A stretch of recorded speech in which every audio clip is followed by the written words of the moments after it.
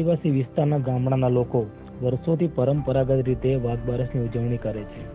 વાઘ બારસ ઉજવવા પાછળનો મુખ્ય હેતુ એટલો જ છે કે હિંસક પ્રાણીઓથી ઘરના પાલતુ પશુઓને રક્ષણ મળી રહે. તે માટે ગામના લોકો દ્વારા વર્ષોથી વાઘ દઈને રીઝવવા માટે આ વિધિ કરવામાં આવે છે. વાઘ બારસની પૂર્વ તૈયારી રૂપે પહેલા તો પ્રકૃતિની ગોદમાંથી જડીબુટ્ટીઓ જેવી કે પાણી કાંદો, બગલી, ચેવટા, ગાયવેલો, સંજાડો એટલે કે ભૂત લાકડી, વાઘ બચ્ચું, તુલસી, ધુલેર, ગંધલનું કૂડું આટલી વસ્તુઓ ભેગી કરવામાં આવે છે. ત્યારબાદ વાઘદેવના સ્થાનકને પાણી અને દૂધ વડે સ્નાન કરાવીને સ્વચ્છ કરવામાં આવે છે અને વાઘદેવના સ્થાનકને પૂજા વિધિ માટે તૈયાર કરવામાં આવે છે, જેમાં વાઘદેવના સ્વરૂપ એવા પથ્થર ઉપર વાઘ અને ભાલુડાના ચિહ્ન પાડવામાં આવે છે.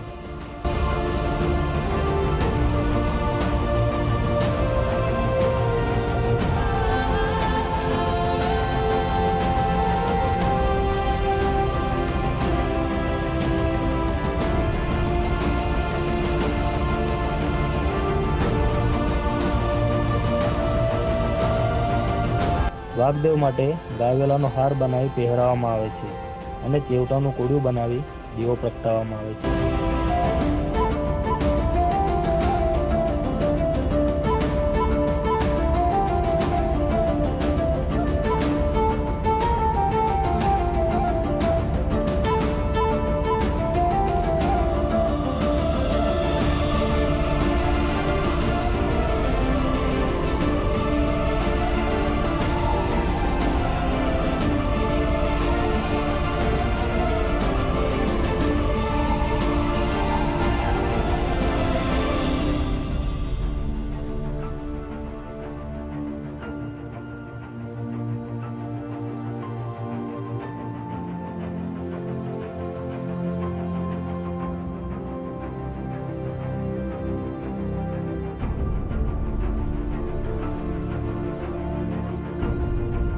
હવે આ વિધિ દરમિયાન ગામના યુવાનોમાંથી એક વાઘ અને બીજો ભાલુડાની રૂપે વિધિમાં બેસાડવામાં આવે છે, જેમની છાતી અને પીઠ ઉપર તાંબરના પાનના ડીચા વડે વાઘના પંજાના નિશાન પાડવામાં આવે છે.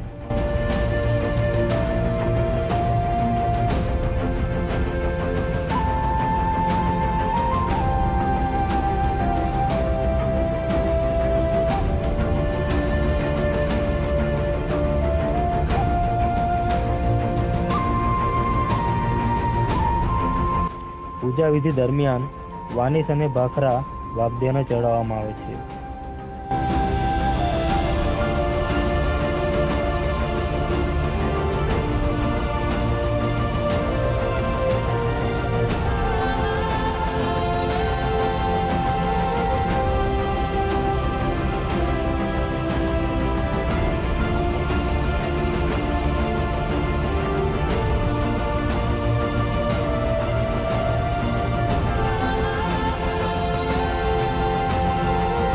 ત્યારબાદ વિધિ દરમિયાન પાલતુ પશુઓ જેવા કે ગાય, ભેંસ, બળદને વાઘદેવની ફરતે પ્રદક્ષિણા કરવામાં આવે છે. પ્રદક્ષિણા પૂરી થયા બાદ ભગત દ્વારા મોં પર હાથ મૂકી અવાજ કરવામાં આવે છે.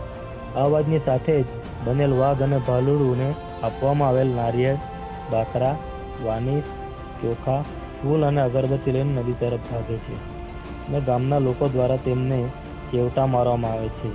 ચેવટાથી બચતા જઈને વાઘ અને ભાલુડું બનેલ વ્યક્તિ નદી સુધી પહોંચે છે. ત્યાં પહોંચીને ચેવટાનું કોડિયું બનાવી દીવો પ્રગટાવી અને અગરબત્તી સળગાવીને નારિયેળ ફોડે છે.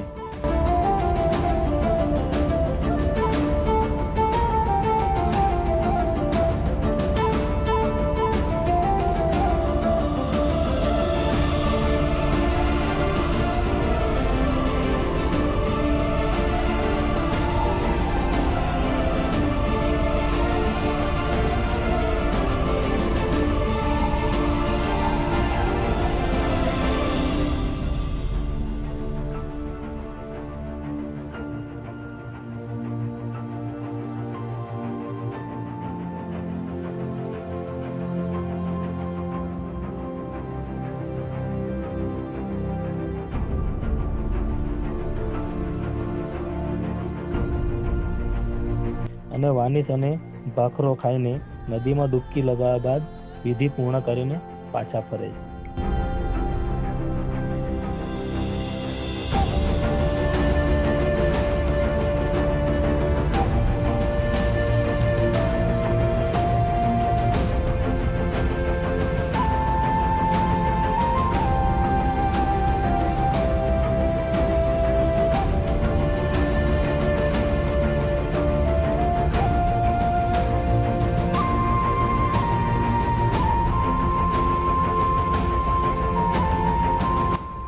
ત્યારબાદ વાઘદેવના સ્થાનક પર ભેગા થયેલા ગામના લોકો વાનિશ અને ભાખરો ખાય છે અને ભગત દ્વારા જડીબુટ્ટીઓથી તૈયાર કરેલ દવા ગામના લોકો પોતપોતાના ઘરે લઈ જાય છે અને તે દવાનો ધોધમાં છંટકાવ કરે છે.